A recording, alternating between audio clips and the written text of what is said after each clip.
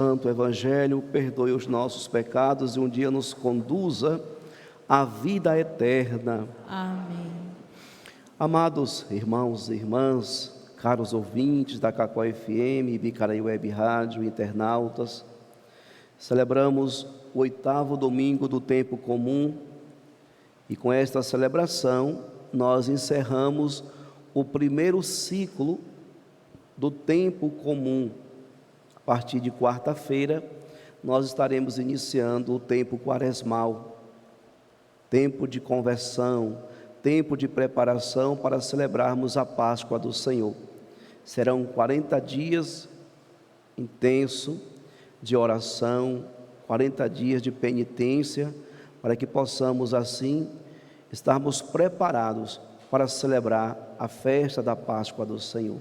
Por isso, com esta celebração, estamos concluindo o primeiro ciclo do tempo comum, hoje, com o 8º domingo do tempo comum. A palavra de Deus nos traz alguns ensinamentos importantíssimos para aplicarmos em nossa vida. No livro do Eclesiástico, nos fala sobre como o homem é provado, como nós conhecemos o homem. Segundo o Eclesiástico, o homem é conhecido pela sua conversa, como o forno prova os vasos do oleiro, assim o homem é provado em sua conversa.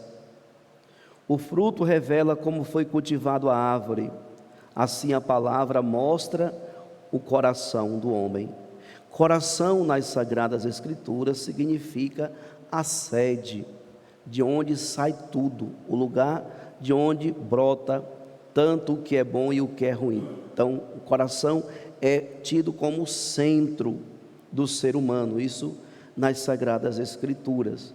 Então, o Eclesiástico nos assegura que pela conversa, ou seja, pela comunicação, é possível conhecer o outro. Nós conhecemos o outro a partir daquilo que ele se deixa revelar.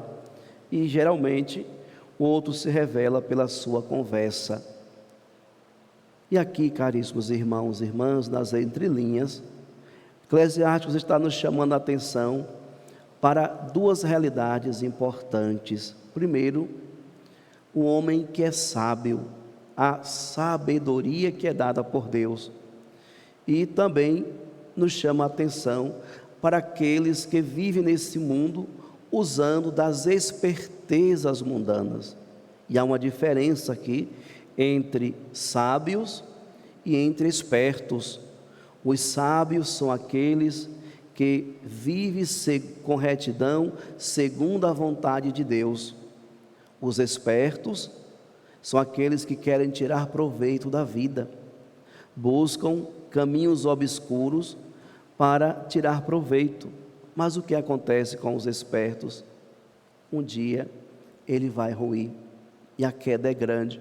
Ou a esperteza desse mundo conduz aqueles que a praticam para o abismo, conduz aqueles que praticam para o fundo do poço. Parece que as coisas estão dando certas, mas chegará um momento que tudo isso vai desandar de tal maneira que a pessoa vai se ver tão sem nada, totalmente vai se ver lá naquele lugar terrível. Então, a palavra de Deus hoje nos diz claramente isso na primeira leitura, que existe dois caminhos para que nós possamos seguir: o caminho dos sábios, que é construir a sua vida alicerçado nos ensinamentos divinos. E aqui a gente lembra aquela parábola que Jesus conta, onde um construiu a casa sobre a rocha e outro construiu a casa sobre a areia. É um pouco parecido com isso. Os sábios constroem a sua casa, constroem a sua vida sobre a rocha, que são os ensinamentos divinos. E os outros, aqueles que buscam viver a esperteza desse mundo, constroem a sua casa sobre a areia, ou seja, sobre as fragilidades desse mundo, que não traz segurança, que porque não traz estabilidade e, principalmente, não vai trazer felicidade nem realização plena. E existem muitas pessoas, então, que escolhem o caminho das espertezas e vão sofrer. Então, apresenta-se para nós hoje 2 caminhos. Qual o caminho eu estou seguindo? Eu tenho buscado todos os dias construir a minha vida a partir desta sabedoria divina. Eu estou buscando construir a minha vida a partir justamente dos ensinamentos divinos. Eu tenho me permitido declinar para as espertezas desse mundo e por causa delas, um dia eu vou sofrer.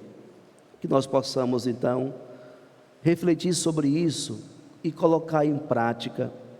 O bom disso tudo, caríssimos irmãos e irmãs, que quando nós tomamos consciência da palavra de Deus, Ele nos dá a oportunidade do arrependimento, Ele nos dá a oportunidade de voltar atrás, Ele nos dá a oportunidade de renunciar a tudo aquilo que estamos fazendo de errado e começar agora a fazer a coisa do jeito certo.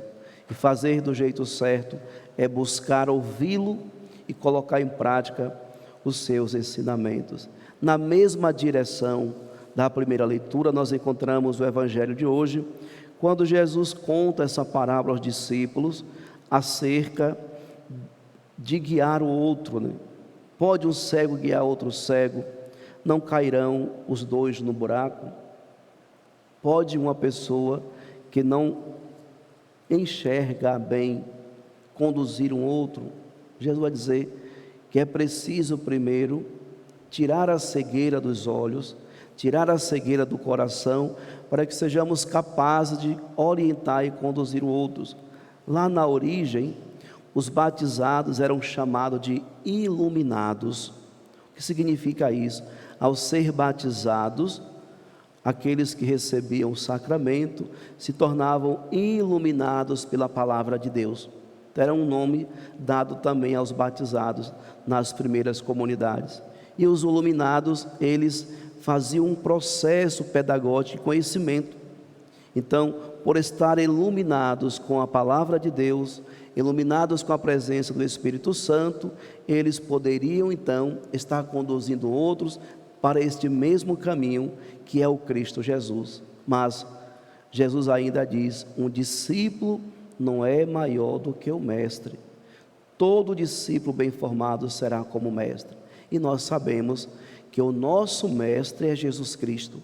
Então, todo o conhecimento adquirido, toda a formação que nós recebemos, nós nos tornamos cada vez mais semelhantes a Cristo Jesus.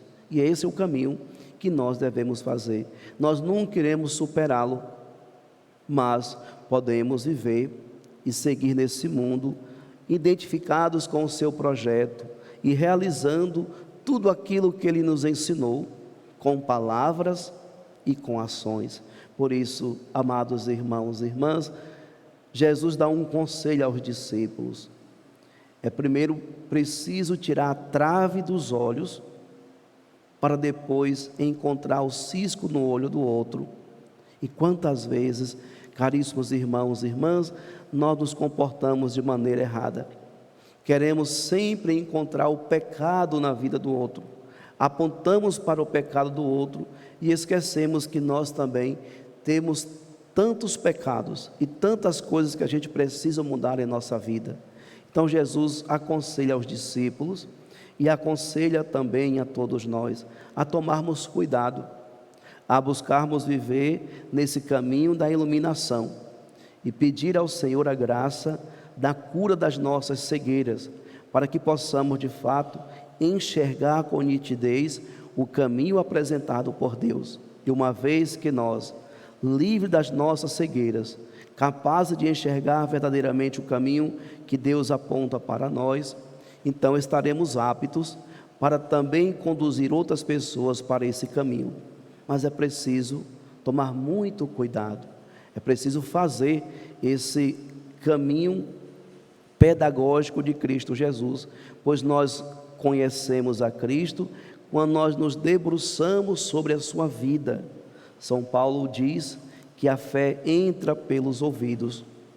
Somos homens e mulheres de fé, mas para nos tornarmos guias, para nos tornarmos condutores de outras pessoas para Cristo, precisamos conhecer a Cristo. Nós não podemos falar daquilo que não conhecemos. Mais à frente, o próprio Cristo vai dizer que o nosso coração deve ser um lugar onde tenha um tesouro. O tesouro significa as coisas boas. Um homem bom tira coisas boas do bom tesouro do seu coração.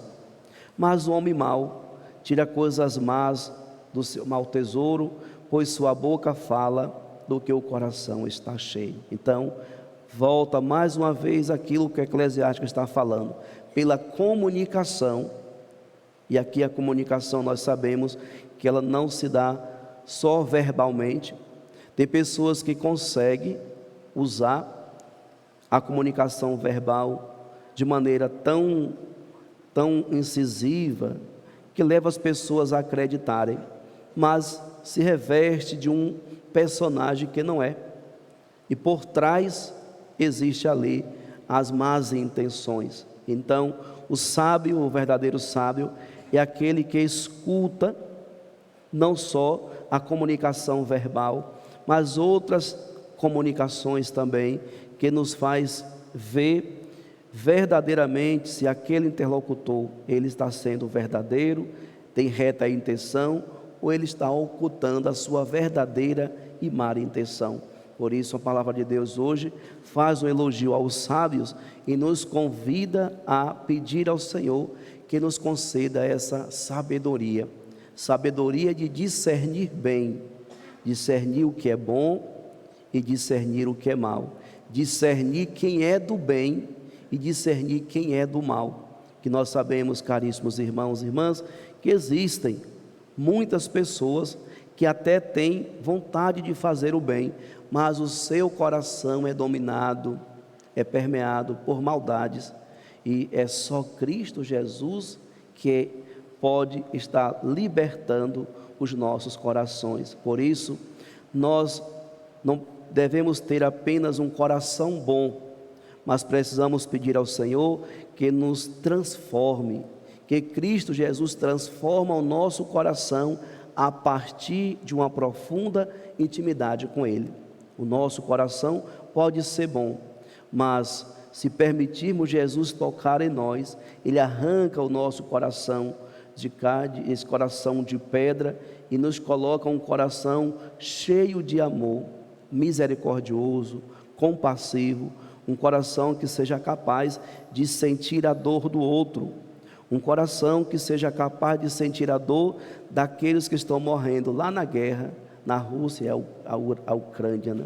Então, nós aqui, tão longe, se nós tivermos um coração igual ao coração de Jesus, nós sofreremos, nós sentiremos a dor do sofrimento daquelas pessoas que estão se exilando em outros países para salvar a vida, andando quilômetros e quilômetros, carregando seus filhos, puxando pela mão e uma sacolinha na outra, para tentar salvar a vida. Então, o bom cristão, aquele que conserva no coração justamente esse tesouro dado por Deus, ele é capaz de se sensibilizar com a dor e o sofrimento daquelas pessoas que estão tão longe. Mas também nós devemos nos sensibilizar e sentir a dor daqueles que estão perto. E às vezes, caríssimos irmãos e irmãs, a mídia tem um poder incrível de levar a sociedade toda a se sensibilizar com esse sofrimento lá fora, longe de nós, e nós não somos capazes de nos sensibilizar com a dor daqueles que estão tão perto de nós. Nós não devemos ser movidos pela mídia, nós não devemos ser movidos por esse poder de comunicação, mas devemos ser movidos por Deus, o amor a Jesus Cristo, o amor que brota em nosso coração, que deve nos mover e nos tornar sensíveis a todas as realidades. Que Deus possa curar as nossas cegueiras, para que possamos de fato enxergar a dor e o sofrimento do nosso irmão, tanto aqueles de perto, mas também aqueles de longe. Uma imagem que está circulando em todas as redes sociais do Papa Francisco, que enxuga as lágrimas quando recebeu a notícia de que a guerra teve início. E ele faz um grande apelo a todos nós enquanto cristãos, que possamos fazer um dia de oração e jejum, para que Deus possa intervir nessa realidade toda, para que o nosso mundo possa ter paz, e a paz possa reinar sobre todas as nações, pois, amados irmãos e irmãs, existem muitas pessoas contra a guerra, mas existe tantas outras que defendem, que incentivam, que acham que é normal. Então nós que somos cristãos, precisamos muito estarmos unidos em oração, pois Nossa Senhora, sempre nas suas aparições, o que mais ela pediu foi isso, que nós pudéssemos rezar o Santo Rosário, para que houvesse paz em toda a humanidade, que possamos então intensificar as nossas orações, e que um dia possamos cantar esse salmo com o coração pleno. Como é bom agradecermos ao Senhor, certo? De fato, já agradecemos ao Senhor por tantas coisas boas que Ele tem realizado em nosso favor, mas agora toda a humanidade deseja e pede que essa guerra seja cessada e que a paz possa se instaurar em toda a humanidade, pois nós sabemos, caríssimos irmãos e irmãs, que as consequências de uma guerra é para toda a humanidade. Não nos iludamos que estamos aqui tão longe, que as consequências não chegarão até nós. De fato, chega e já está chegando. Se observarem, porque existe uma economia global. Então a primeira coisa a ser afetada a nível mundial é a economia. E uma outra realidade afetada é justamente os países que estão ali iniciando a guerra, que a desestruturação ela é gigantesca. Então, peçamos ao Senhor por aquele povo que sofre, por aquele povo que está morrendo, jovens soldados que vão lá para defender uma causa que nem é deles, eles vão lá para defender um símbolo, para defender um país, mas são os presidentes que estão lá lutando por poderes. Então, filhos, tantos pais que vão e não voltam mais. Ontem acompanhava os noticiários que tinha uma pequena ilha de 100 pessoas e que tinha 13 soldados que fazia a ronda. Esses 3 soldados foram executados. Então, são famílias que estão sendo destruídas por causa da guerra, que a gente precisa muito pedir ao Senhor que venha intervir no coração humano, coração endurecido, coração ganancioso, coração que busca sempre ter mais e esquece de amar e de ver no outro verdadeiramente um irmão, alguém que deve caminhar junto e que possamos estender as mãos. Peçamos à Virgem Maria, que sempre olhou por nós, que nesse momento em que nós estamos vivendo, que ela possa interceder ainda mais ao seu Filho Jesus, para que alcancemos o caminho certo, que é o caminho da paz. Louvado seja nosso Senhor Jesus Cristo.